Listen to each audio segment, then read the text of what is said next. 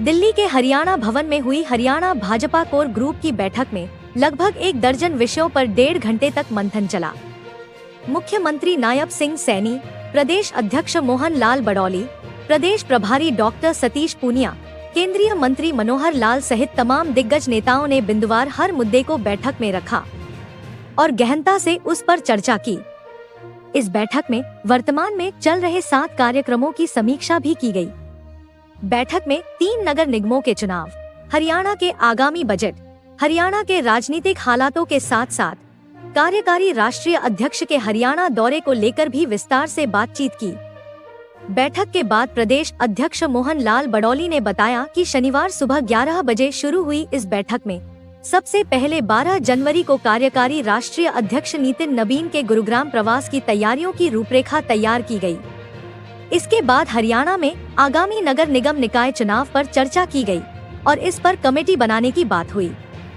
बड़ौली ने कहा कि कार्यकारी राष्ट्रीय अध्यक्ष नितिन नबीन का गुरुग्राम पहुंचने पर भव्य स्वागत किया जाएगा।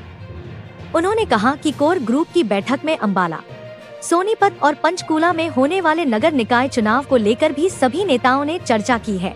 बड़ौली ने कहा कि हरियाणा में BLA 1 की नियुक्ति हो चुकी है और BLA 2 की प्रक्रिया जारी है।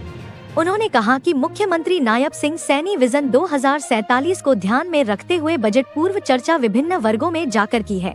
उन्होंने कहा कि बजट शानदार होगा और मुख्यमंत्री के प्रयास निश्चित रूप से हरियाणा को विकसित बनाने में कारगर साबित होंगे। यहाँ मुख्यमंत्री नायब सैनी ने सरकार द्वारा की जा रही योजनाओं पर भी चर्चा की।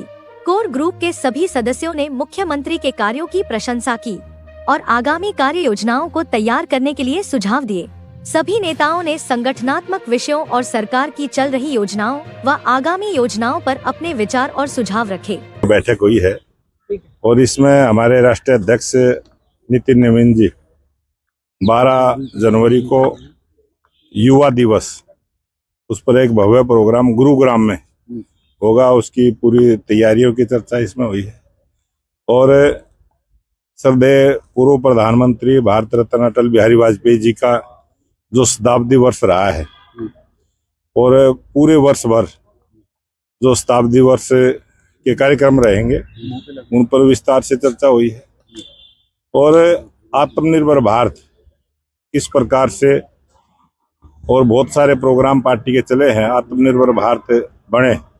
और हमारे जो बहुत सारी इकाइयां हैं, स्थानीय निकाय है, परिषद है, पालिकाएं हैं, बहुत सारी ऐसी संस्थाएं हैं, हम फोकस करेंगे कि उनको एक टारगेट देंगे ताकि वो सभी संस्थाएं आत्मनिर्भर बने।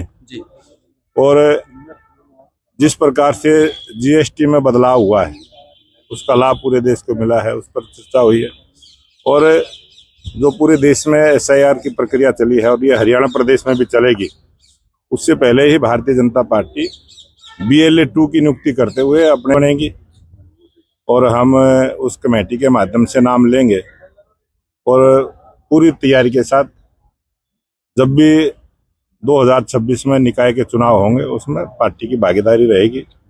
और भारतीय जनता पार्टी का जो काम करने का जो सिस्टम है हमारा, बूथ से लेके और प्रदेश स्तर तक की जो इकाइयां बढ़ेंगी, और इस प्रकार से भारतीय जनता पार्टी पूरे वर्ष भर के जो कार्यक्रम चल रहे हैं उन पर चर्चा हुई है। और जो स्थानीय निकाय के चुनाव है उसको लेकर चर्चा हुई है। और जो सरकार की जन कल्याण की योजनाएं मुख्यमंत्री जी ने लागू की हैं, अब तक जो हमने संकल्प पत्र में जो 57 जो संकल्प पत्र में कही गई बातें थी वो माननीय मुख्यमंत्री जी के नेतृत्व में पूरी हुई हैं, उसका मुख्यमंत्री जी का धन्यवाद।